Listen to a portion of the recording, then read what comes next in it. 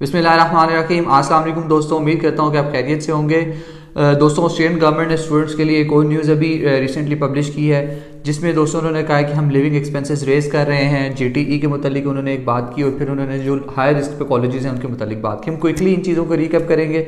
सबसे पहले दोस्तों, जब आप वीज़ा लॉन्च करते हैं तो आप फाइनेंशियल आपको शो करने पड़ते हैं, अपने आपको किसी सर्टन अमाउंट शो करनी पड़ती है।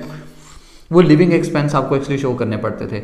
ऑस्ट्रेलियन गवर्नमेंट ने एक अमाउंट कैलकुलेट की हुई है कि एक साल में एक स्टूडेंट इतने पैसे अगर वो कमाएगा तो वो यहाँ पे सर्वाइव कर सकता है, उसके बाद इतने पैसे होंगे तो वो यहाँ पे सर्वाइव कर सकता है। पहले वो अमाउंट थी 21,000 के अराउंड थी, अब वो अमाउंट उन्होंने इंक्रीज़ करके $24,505 उन्होंने शो करनी है। उन्होंने एक तय कर दी कि इतनी अमाउंट आपने शो करनी है लिविंग एक्सपेंस के तौर पर जब आप ऑस्ट्रेलिया मूव कर रहे होंगे। ठीक है, अब एक्सपेंसिव होता जा रहा है दुनिया। इस टाइम पूरी दुनिया में रिसेशन की बहुत सारी कंट्रीज रिसेशन में जा चुकी हैं, काफ़ी चीज़ें एक्सपेंसिव हो चुकी हैं। इसी तरह ऑस्ट्रेलियन गवर्नमेंट भी चीज़ें बहुत क्विकली जो है वो चेंज करता जा रहा है, इसलिए इन्होंने लिविंग एक्सपेंस भी जो है वो यहाँ पे बढ़ता जा रहा है। उन्होंने अब कहा कि अब आप 24,505 आपने स्टेटमेंट में शो करवाना है। आपकी डिफरेंट कंट्रीज़ के हिसाब से डिफरेंट जो है वो आप कैलकुलेशन करेंगे, डिफरेंट अमाउंट्स बनेंगी।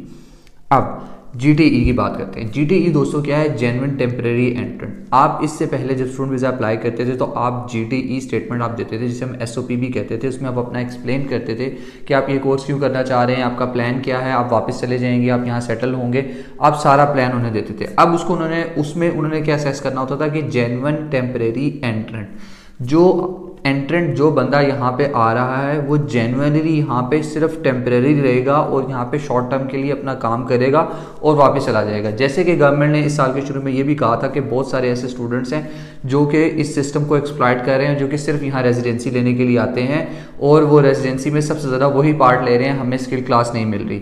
इसी तरह उन्होंने यही बात कर दी कि अब जीटीई क्या है, अपडेट हो गया। अब जीटीई का एग्जाम होगा जेन्युइन टेम्परेरी एंट्रेंट का, और उसमें आप ओपनली अपना बता सकते हैं कि मैं यहाँ पे सेटल होने के लिए आ रहा हूँ, मैं माइग्रेट होने के लिए आ रहा हूँ, अपनी एजुकेशन कंप्लीट करने के बाद यहाँ सेटल होऊंगा। तो ये गुड चीज़ है स्टूडेंट्स के लिए, ये गुड चीज़ है उन लोगों के लिए जो इंटरनेशनली यहाँ पे ट्रैवल करेंगे एज ए स्टूडेंट्स, कि वो पहले ही बता सकते हैं। इससे मेरी परसेप्शन ये है कि इससे हो सकता है कि वीज़ा रेशो बेहतर हो जाए, क्योंकि पहले जिस बिहाफ पे वो वीज़ा रिजेक्ट करते थे वो जीटीई से सेटिस्फाई नहीं होते थे। अगर आपने जीटीई एग्ज़ाम क्लियर कर लिए, जो कि अभी सारा फॉर्मेट हर चीज़ आने वाले दिनों में आ जाएगी, वो सारा उसको इंट्रोड्यूस करवाएंगे प्रॉपर, तो हो सकता है, मेरी परसेप्शन है कि हो सकता है कि इससे वीज़ा रेशो बेहतर हो जाए। अगेन डिपेंड्स कि क्या सर्कमस्टांसेस होते हैं, वो विल सी। तीसरी चीज़ जो कि बहुत रिस्की है आप सबके लिए और आपको ये माइंड में भी रखनी है, आप जब भी किसी कॉलेज में आपका कंसल्टेंट या जब आप किसी भी कॉलेज में एडमिशन के लिए अप्लाई कर रहे हैं, आप उस कॉलेज या उस यूनिवर्सिटी की रैंकिंग देख लें। स्पेशली कॉलेजेस की बात करूँगा।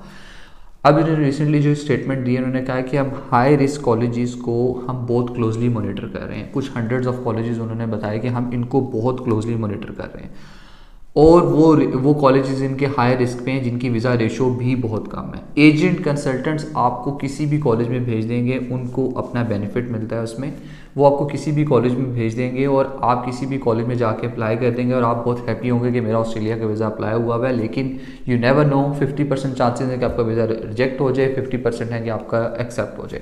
अगर एक्सेप्ट हो जाता है और आप यहाँ पे आते हैं और वो हाई रिस्क कॉलेज को गवर्नमेंट जो कि कह रही है कि हम आने वाले टाइम में उनको कभी भी टाइम सस्पेंड कर सकते हैं, और वो कॉलेज अगर सस्पेंड हो जाता है तो इट मीन्स आपको नए कॉलेज में जाना पड़ेगा और फिर से वो सारा प्रोसेस स्टार्ट होगा।